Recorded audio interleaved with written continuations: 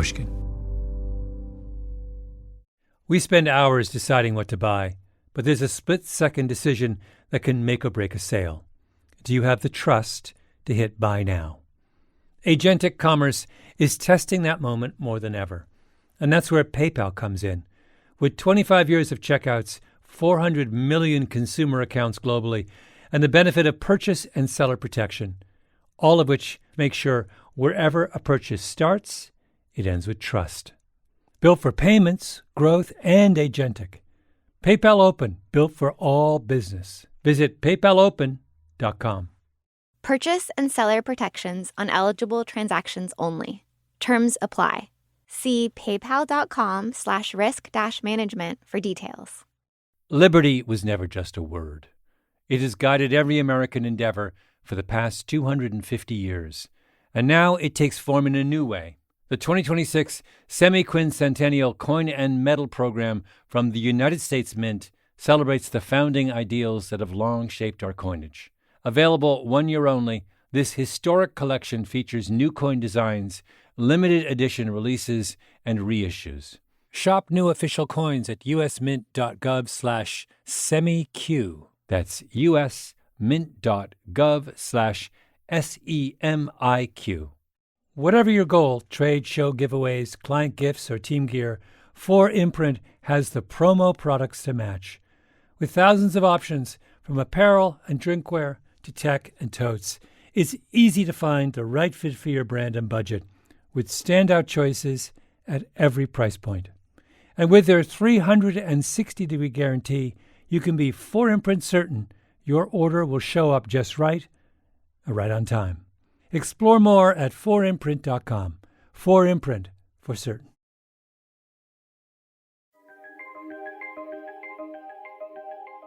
In the space of a week, back before the world came to a halt, I took 2 trips. One was to downtown Manhattan, to the 9/11 Memorial. I'm ashamed to say I'd never visited before, even though I live in Manhattan, one express subway stop away. I'd seen pictures. I'd walked right by it. But for some reason, I'd never gone right up to it. So I did, finally. Saw the 2 big holes in the ground, marking the spot where the Twin Towers once stood. Saw the waterfalls, the black stone, the somber lines of trees surrounding the memorial. It was pouring rain. There was no one else there.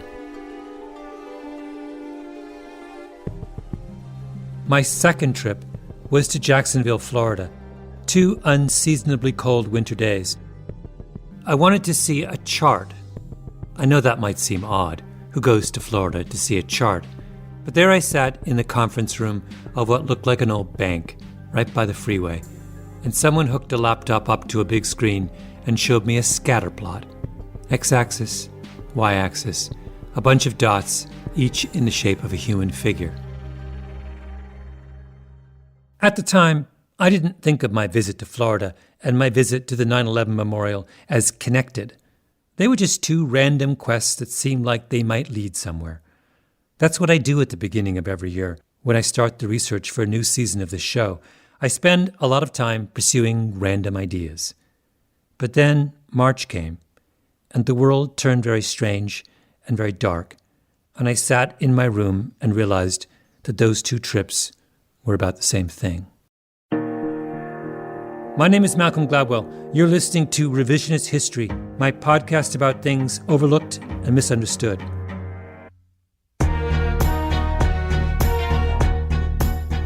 This is the final episode of a season that has been preoccupied with understanding our attachments to objects, to rituals, to traditions, to elaborate bits of machinery like airplanes. This episode is about our attachment to our memories, the things we choose to remember as a society, and the things we choose to forget.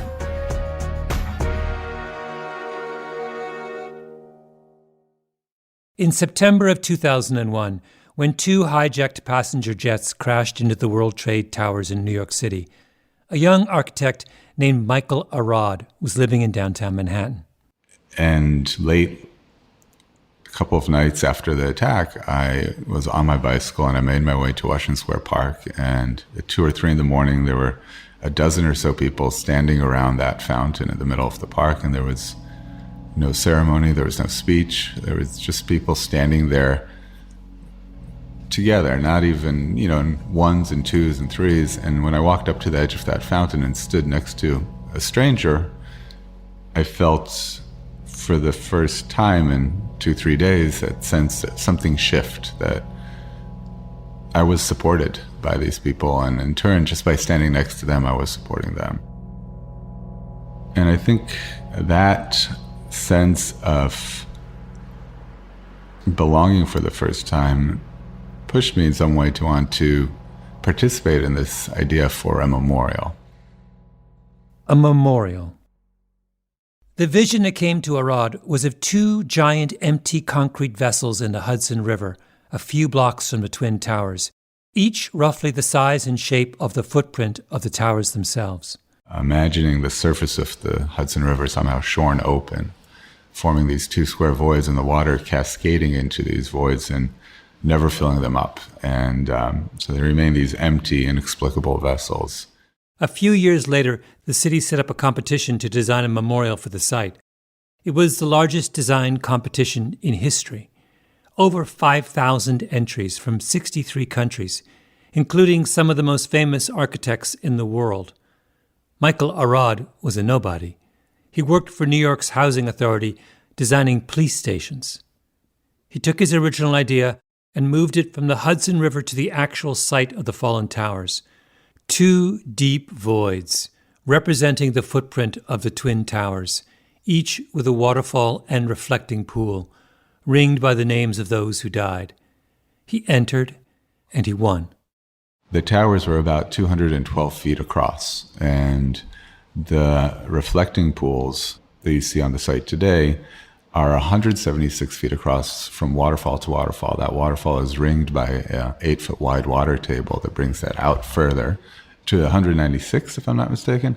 And then surrounding that water table where the names are displayed is an area where you can walk around the pools, and that area is ringed by trees. And so that first row of trees that surrounds each pool is precisely 212 feet across. He called his design Reflecting Absence, a precise representation of what was taken away on the morning of 9/11. What I wanted to do is convey to people who come here very clearly, without embellishment, how large these towers were. And that's very evident when you stand at the edge of that pool, and there's something that no photograph can capture until you're there. The sense of the scale of you as a person next to this enormous space is, you have to experience it there, and to see the thousands of names that surround these 2 pools, to convey the loss of so many lives. Arad conceived of something simple and beautiful. The task of making it real fell to the Port Authority. The Port Authority builds and runs much of the transportation infrastructure in the New York region, the bridges, tunnels, airports. They're like the metro area's in-house engineer, contractor, and handyman all in one, if your handyman had an annual budget in the billions.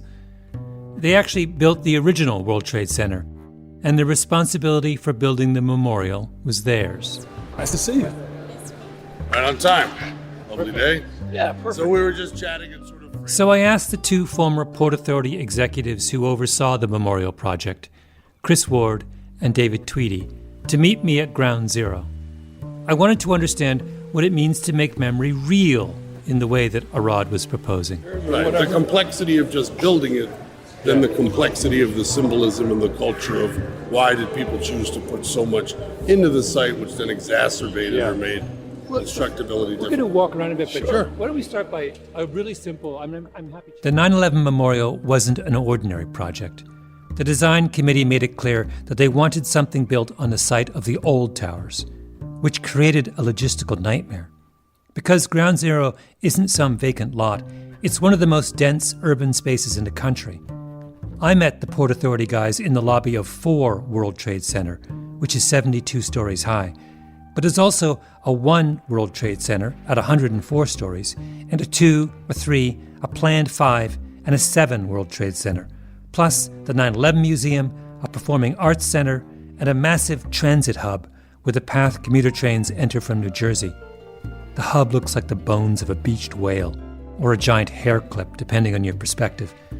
That structure also contains a mall, and underneath it all, running right through the middle, there's a subway line, the number 1 train. All of these structures had to be built at the same time as Michael Arad's memorial voids. And because everything is basically on top of everything else, the logistics of planning and building were overwhelming.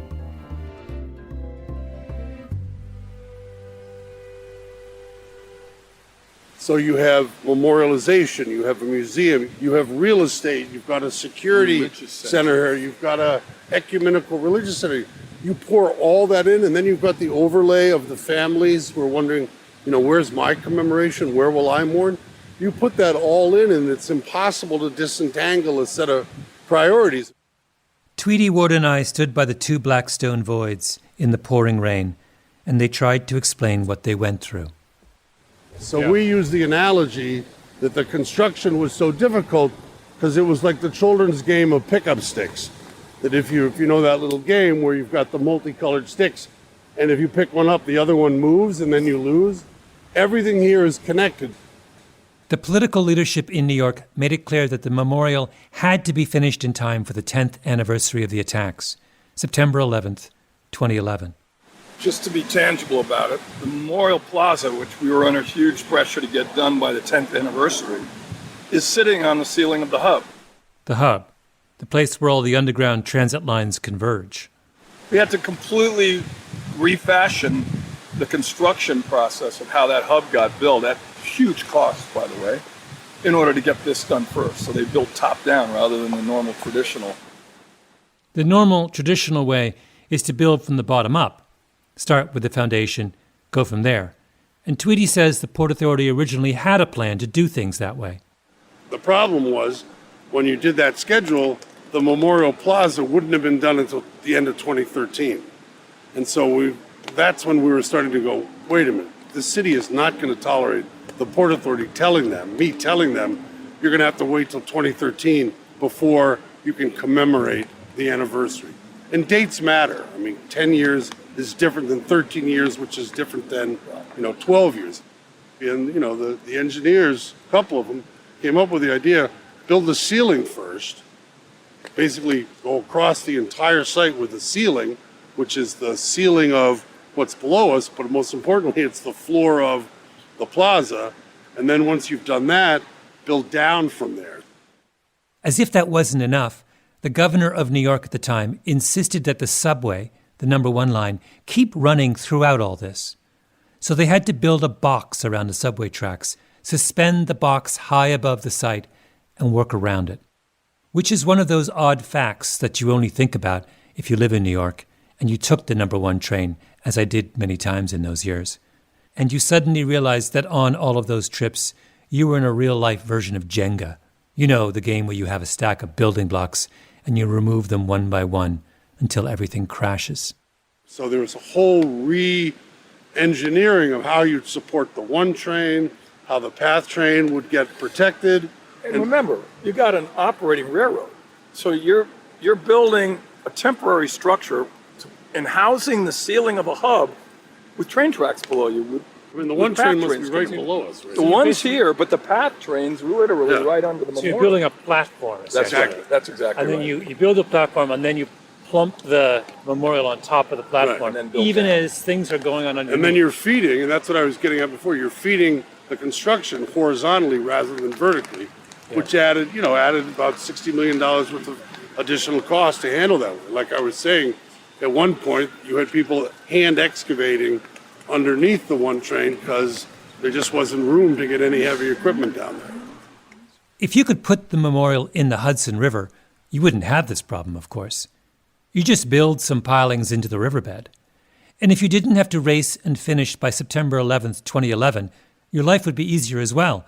You could start at the bottom and build up the normal way, not start at the top and build down. in the service of fulfilling the very strict requirements of memory, something that could have been straightforward was turned into something very complicated. Okay, so again, take something as simple as exactly where we're standing here. Yeah. Here's the brass with all the names. We were standing by the perimeter of one of the voids. Ward was pointing at the rows of names of all those who died in the attacks. The names are embossed in brass and inlaid into the void's stone walls.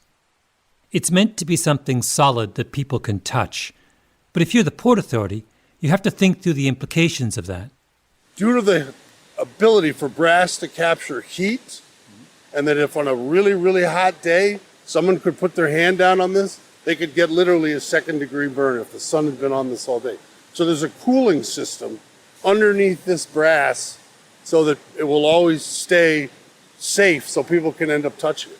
At the same time, if a little kid in the middle of winter when it's freezing came out here and wanted to stick his tongue on it, you know, the famous you get stuck to the flagpole in the playground. So there's a heating system underneath here as well. So just to end up showing these names, you've got a system which is both heating and cooling a copper, facade here for where the names are etched. Why, if you just did concrete, would you have...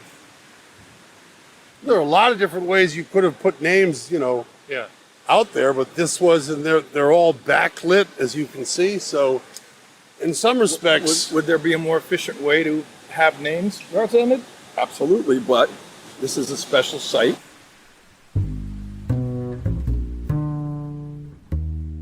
In the end, the price tag for the National September 11 Memorial and Museum came to somewhere around $700 million.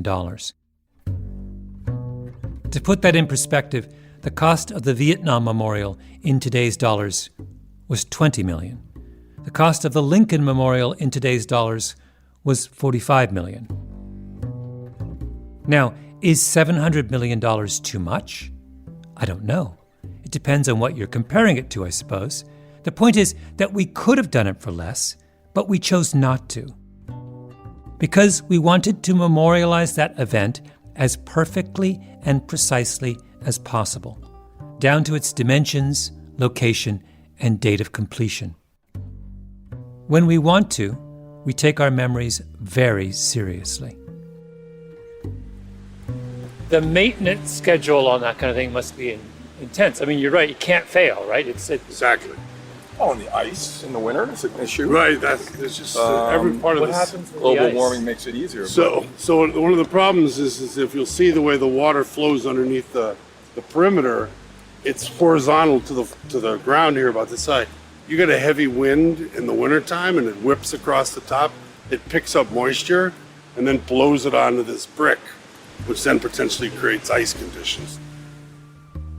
Between keeping the fountains going and security and the heating and cooling systems and the museum staff and chipping the ice off the brick, the operating budget for the memorial comes to another $80 million a year. So all told, we're somewhere over $1.5 billion for the memorial so far. The 9/11 Memorial is option number 1 for memory management. The alternative, option number 2, is Jacksonville.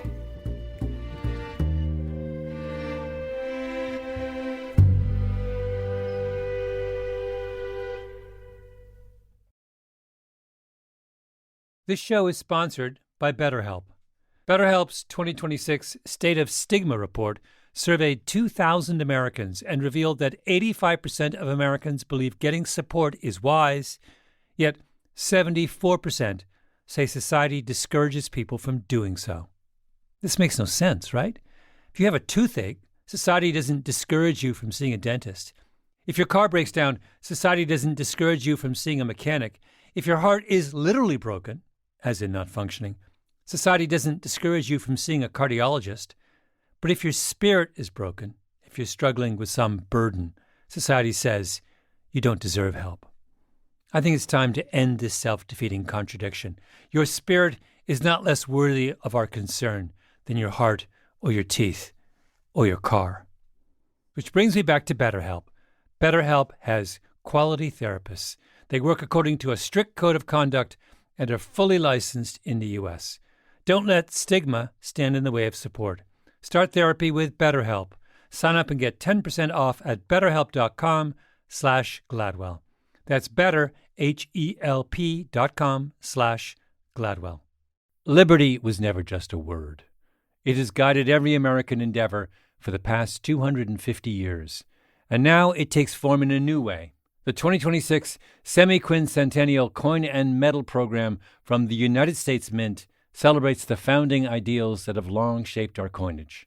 Available 1 year only, this historic collection features new coin designs, limited edition releases, and reissues. Shop new official coins at usmint.gov/semiq. That's usmint.gov/SEMIQ. We spend hours researching products online and deciding what to buy, but there's a split-second decision that can make or break a sale. Do you have the trust to hit the Buy Now button? The way we discover and compare things is evolving, happening faster and influenced by new forms of intelligent advice. But the underlying trust question doesn't go away. If anything, it's more important than ever. That's where PayPal comes in.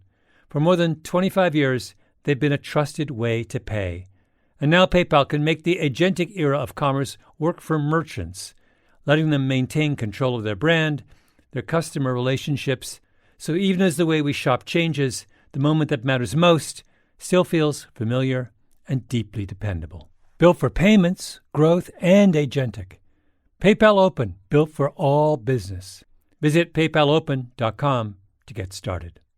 Purchase and seller protections on eligible transactions only. Terms apply.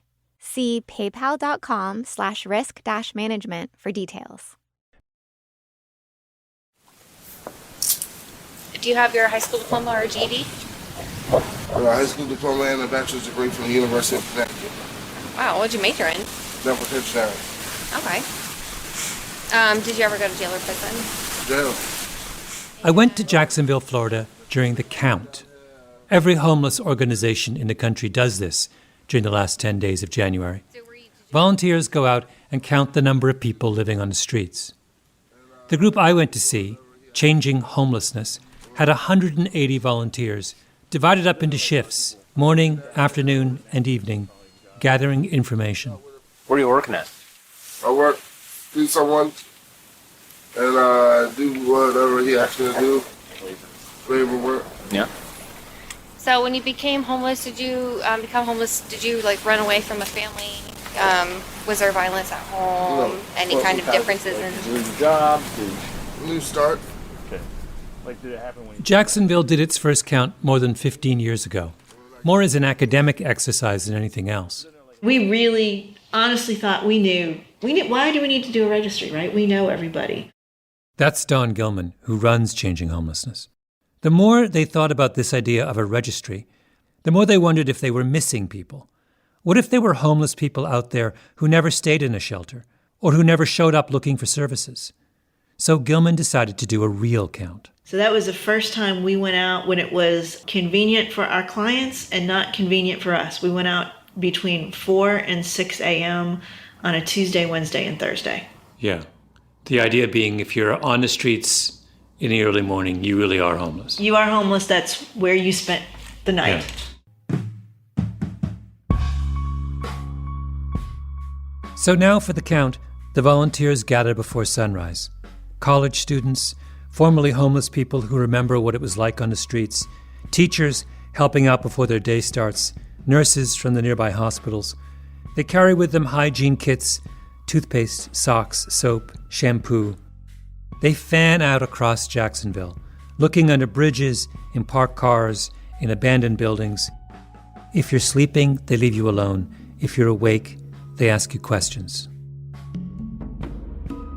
What they learn gets fed into something called the by name list, and the data from that list is graphed as a scatter plot. That was the chart I went down to Jacksonville to see. Each homeless person they found is represented by an icon on the chart. The vertical axis is a measure of vulnerability. Do they have disabilities or mental illness? Can they take care of themselves? The horizontal axis measures how long they've been without housing. If your name appears down in the left-hand corner, that means you're pretty healthy and haven't been on the streets that long. If you're in the upper right-hand corner, vulnerable and homeless for an extended period of time, that's a different story. Looking at that scatter plot, it's not dots, it's little people. So it's always bringing it back to, even though we're looking at aggregate data, we're always bringing it back to that individual who's experiencing homelessness. Yeah. So we know their name, we know who they are. The fundamental condition of homelessness is invisibility. Those on the streets are the easiest to ignore and the easiest to forget. The scatterplot reminds us who they are, what their lives are like, what their needs are. I pointed to someone way over on the right-hand side, the side where the most vulnerable people are clustered. Don Gilman's colleague Charles Temple recognizes the name right away. He's talked about every meeting that we have now. That guy. That guy. Because he's our guy. We get him housed like our whole... That drops our whole length of time now. down. Some of these clients, even if they're not up on the vulnerability index, they can be difficult people to work with. Some people need all kinds of help. Others really only need one thing: housing. But which one's our Clay County guy that's been out there for a long time? He's been on the list for over a year, and like you're saying, there's just nothing out there for him. But we bring him up every week. We talk about him every week. And actually, just last week, we may have identified a housing resource, HUD-VASH, might take him, make a waiver, and actually accept him through. Every Tuesday at 1 o'clock, in the same room where I'm sitting, all the key housing advocates in Jacksonville gather and comb through this list. All the names, one by one. What's happening? I mean, what is the barrier? Is it because they want to stay in a particular part of our community and there's not a whole lot of affordable housing there? Is it because they have a very recent eviction? Is it because they have a very recent or a violent felony at some point? And who are our landlords that will maybe work with this person? The names on the Jacksonville list are arranged deliberately. Where they fall on the scatterplot gives each name meaning. And I was struck as I sat in that conference room by how similar that was to the names list at the 9/11 memorial. The victims there suffer from the same condition of invisibility, and the list of the names around the top of the voids is supposed to give them permanence. Why not do it alphabetically like other memorials do? I think the biggest reason, at least in my mind, is you lose so much of the story of these people by doing that. The job of figuring out which name went where on the parapet fell to another architect on Michael Arad's team, Amanda Sachs. I think it's important to know if they were on a plane, if they were in the North Tower or the South Tower, if they were a first responder. I think it adds a level of meaning. It brings meaning to their name as much as possible. I also think, one of the other reasons, just a very basic reason, was there are a few people with very similar names. There are people with names that only the middle name is different. When you list these people alphabetically, I think you lose the sense of people as individuals. The guiding principle of Sachs's work was something Michael Arad called meaningful adjacency. What it means is that every person is placed along the parapet in a adjacency with one or two or sometimes three people, also obviously other victims that they were in some way close with. 2,982 people died that day. Their names are first grouped according to the floor of the tower they worked on, or the plane they were on, or, if they were emergency rescue, the ladder company they belonged to. Then, within those groups, each name of the dead was placed nearest to the people who meant the most to them. Sachs had to work out each of those relationships and determine the patterns behind all those long columns of names. I would say I spent 2 years to 3 years on this arrangement, just trying to understand the relationships, trying to do these kind of tests and see how it would work.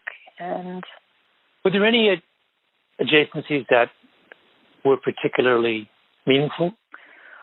I have to say, I think for me, every person on that memorial was, I'm sorry, I'm getting emotional. I can't say that any adjacency had any more import than any other. I mean, some stories are, you think kind of crazy. Like, for example, there were 2 women on Flight 175, and there was another woman on Flight 11, and I can't remember exactly what their relationship was, but I think one of them was the godparent of the other, and, Flight 11 went into the North Tower, and Flight 175 went into the South Tower, and the fact that there were people that knew each other on those planes is insane. Sachs wanted to find a way to put the names of those 2 people as close together as possible. Maybe at the point at which the group of names who died in the North Tower touched the group of names from the South Tower. We actually wanted them to be adjacent as possible. So we wanted the one in the North Pool to be on the lower right-hand corner, and the South Pool would anyway be towards the upper, the northwest corner. She tried 100 different ways to plan it out. Couldn't make it work. So, yeah, it's kind of sad. The one adjacency that we didn't get is the one that I'm that I'm remembering. Yeah. But I just, as I said before, just every name, every person, it has so much importance. I can't really say otherwise. We have a memorial for the dead at Ground Zero, arranged according to their relationships. And we have a memorial for the living in Jacksonville, a scatterplot of the homeless arranged according to their needs. 2 memorials with the same intent. Because when we add context to names, names become real. But of course, once you start reflecting on the similarities between Ground Zero and Jacksonville, then, inevitably, you start thinking about the differences.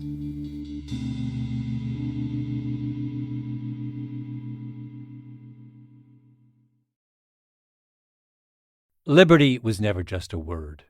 It has guided every American endeavor for the past 250 years. And now it takes form in a new way. The 2026 Semi-Quincentennial Coin and Medal Program from the United States Mint celebrates the founding ideals that have long shaped our coinage. Available 1 year only, this historic collection features new coin designs, limited edition releases, and reissues. Shop new official coins at usmint.gov/semiq. That's usmint.gov/SEMIQ. We spend hours researching products online and deciding what to buy, but there's a split-second decision that can make or break a sale. Do you have the trust to hit the Buy Now button? The way we discover and compare things is evolving, happening faster and influenced by new forms of intelligent advice. But the underlying trust question doesn't go away. If anything, it's more important than ever. That's where PayPal comes in. For more than 25 years, they've been a trusted way to pay. And now PayPal can make the agentic era of commerce work for merchants, letting them maintain control of their brand, their customer relationships. So even as the way we shop changes, the moment that matters most still feels familiar and deeply dependable. Built for payments, growth, and agentic. PayPal Open, built for all business. Visit paypalopen.com to get started. Purchase and seller protections on eligible transactions only. Terms apply. See paypal.com/risk-management for details. Whether you're planning a big event, launching a new campaign, or just stocking up on team gear, finding the right promotional products makes all the difference. That's why so many brands turn to 4imprint. They offer thousands of options, from on-trend apparel and premium drinkware to tech, totes, and giveaways, so you'll find the right fit for any audience, purpose, or budget. You can customize it all: your logo, your message, your look. And many items come with no setup charge to help you save. And if you're really watching the bottom line, you'll find standout choices at every price point so you can make a real impact while staying on budget. Plus, you'll get expert help, fast turnaround times, and their 360-degree guarantee so you can be 4imprint certain your order will arrive on time and look exactly right. Whatever your goal, 4imprint makes it easy to find your perfect promo match. Explore the possibilities today at 4imprint.com. 4imprint, for certain. Initially, I was actually drawn to eastern white pine trees. They're very tall, towering, and there was just an evergreen, and I read somewhere a description of them being described as sort of the towering giants of the forest. Michael Arad was told his original design for the 9/11 memorial was too bleak, 2 voids on an empty, windswept plaza. So he decided to add trees. And I thought there was something beautiful about the idea of actually them directing your gaze upward toward the sky while you were there. And developed a design that had about 70 or 80 of them on the plaza. But that, didn't feel quite right enough. Arad deliberated with his partner in the memorial's design, the landscape architect Peter Walker. They settled on swamp white oaks, a gorgeous tree, peeling bark, lustrous lobed two-toned leaves, green with a silvery underside. But then, of course, it was left to the Port Authority, to David Tweedy and Chris Ward, to figure out how to plant a forest suspended atop a transit hub. So then adding all of these trees. The weight of these trees. Yeah. Delayed for at least a year, figuring out the engineering to put all these tree pots. Why is it hard to put all these trees in? The amount of dirt necessary and the moisture that goes into the dirt and the weight, because it's a void underneath $40 million of additional structural support on the hub buildings underneath. 40 million? Yeah. Just to support the weight of the trees? Yeah. And how many trees are there?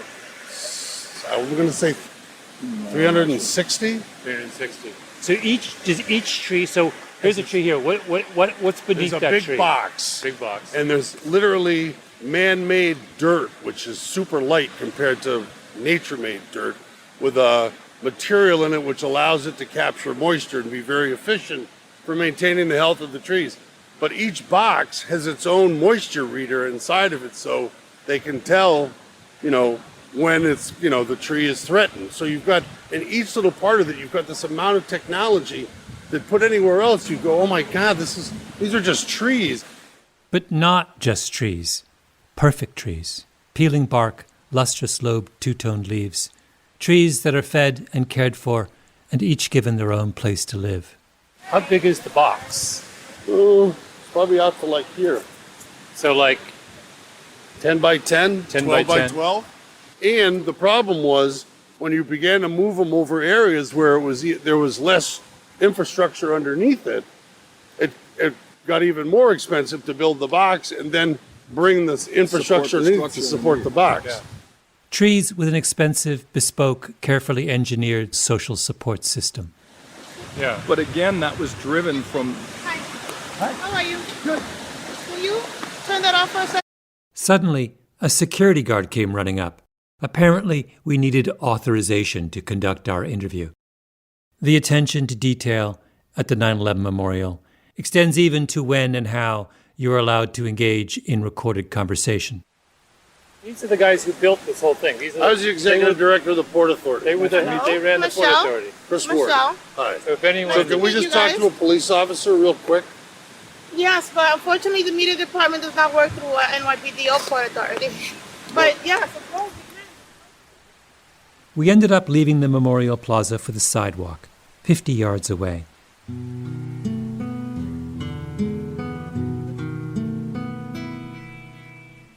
We stood in the rain and looked back at the exacting beauty of this act of collective memory. The 9/11 memorial is perfect, but the Jacksonville memorial is not. It's messy, a work in progress. Names get taken off the list when people find apartments or move away, and new people get added to the list all the time. Do the exits stay ahead of the entries? We do measure our inflow, outflow on a regular basis, and we want to see our inflow less than our outflow. But we are teetering pretty much on the same amount that we are exiting, or the ones we are housing, it's the same amount that we are seeing. So it's pretty close, but I think there's still a gap in there. Yeah. So you're not, over time, the number's not shrinking? Or? It is shrinking, but it is painfully slow. There's no mystery why it's painfully slow. We would love to master lease 100 one-bedroom units that are at a price point that our rapid rehousing clients could reasonably maintain, and we just can't find them. There were a number of years where I've been here, I think while you were been doing this too, where we could find those. They existed, they were out there. Like many other places, some of those older units, they're quirky and interesting. They're starting to get rehabbed. The rents will go up, and then the people that used to be able to afford them cannot anymore. Gilman said that right now, she can find the money to put her clients in apartments that rent for up to $650 a month. But there just aren't any apartments in that range in Jacksonville. If she could find the money for an $800 a month apartment, it would make things far easier. But where are you going to find an extra $150 a month? Who has that kind of money lying around? We are hitting the wall. We really now, as a community, have to pay attention to this. If our goal is to have fewer people out on the streets instead of more, we got to start figuring out, how do we build more deeply affordable housing faster? Some portion of the people who do not get help end up dying on the streets. Almost every community in the country has a service for those who've fallen. It happens in late December, on winter solstice. It's become a tradition. In Jacksonville, the service is held at the City Rescue Mission downtown. A choir sings, a local pastor gives the homily. Then Dawn Gilman performs her final duty of the year. I've had the honor for the last 10 years of reading the names, and the list is always too long. And before I read the name, I remind everybody that there are 6 categories of homeless people, and that's someone's mother or someone's father, someone's son or someone's daughter, or their sister or their brother. So it's more than dots on a scatter plot. How many people were on the list this December? 36. 36. The optimist in me always thought that the ultimate purpose of memorials was that they were dress rehearsals for our collective memory. That in the course of building a shrine to the fallen, we reminded ourselves of our broader obligations to the vulnerable. You give the benefit of your empathy and generosity to the memory of someone who was on a plane hijacked by terrorists, or to the memory of someone who worked in a toppled tower. And then it becomes easier to extend that empathy and generosity to the lonely and the suffering who are still among us. You get good at meaningful adjacency for the dead, and that makes you better at practicing it on the living. But that's not what happens, is it? We go to any length, to commemorate one person's death, deploy armies of architects and engineers. Then, in the same breath, look the other way as we step over someone lying on the street. A gorgeous mausoleum for the dead, a scatterplot for the living. Crystal Ponzer, age 32. Sam Sadowski, age 25. I went home from Jacksonville and spent an afternoon watching winter solstice services on YouTube. Minneapolis, Philadelphia, Spokane, San Francisco. Small groups of people huddled together in the cold of a December night, holding candles, singing hymns.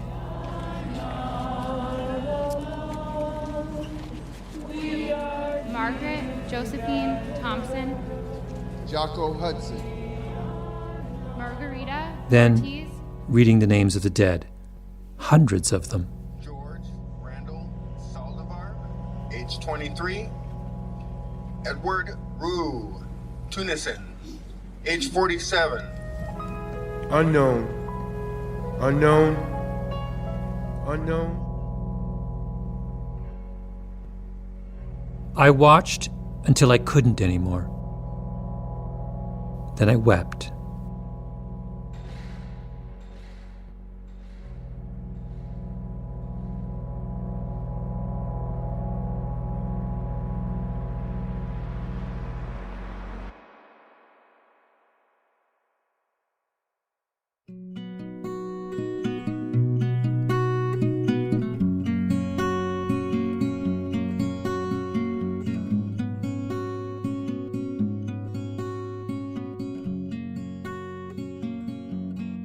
Revisionist History is produced by Mia Lobel and Lee Mengistu, with Jacob Smith, Eloise Linton, and Anna Naim. Our editor is Julia Barton, original scoring by Luis Guerra, mastering by Flawn Williams, fact-checking by Beth Johnson.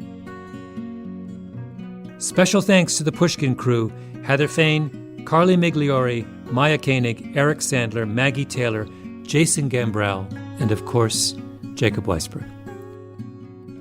And from everyone here at Pushkin, thank you for listening to another season of Revisionist History. You are the reason we have the privilege of revising history every year. I'm Malcolm Gladwell.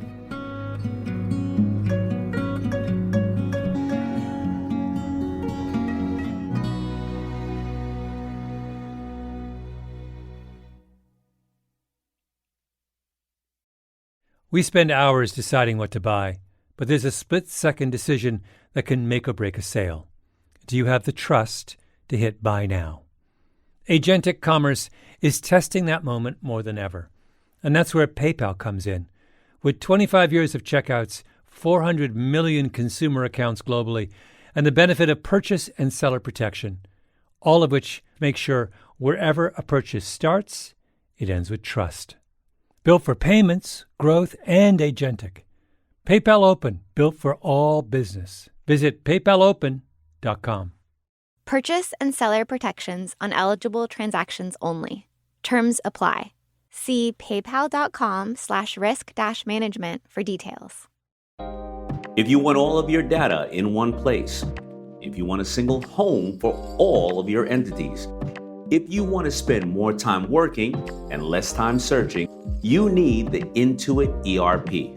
I know because I'm Damon John, and I run my growing business on Intuit Enterprise Suite, the AI-native ERP that's powerful, painless, and proven.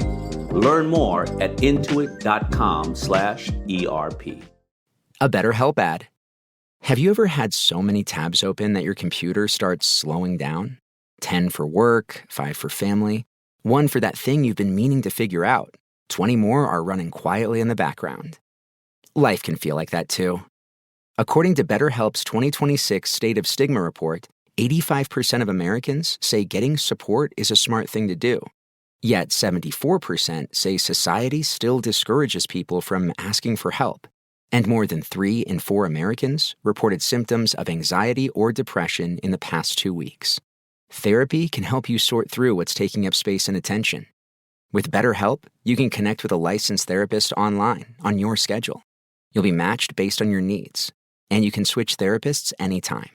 In fact, 69% of BetterHelp users showed meaningful improvement in anxiety and depression. Maybe it's time to close a few tabs. Visit BetterHelp.com. That's better, HELP.com.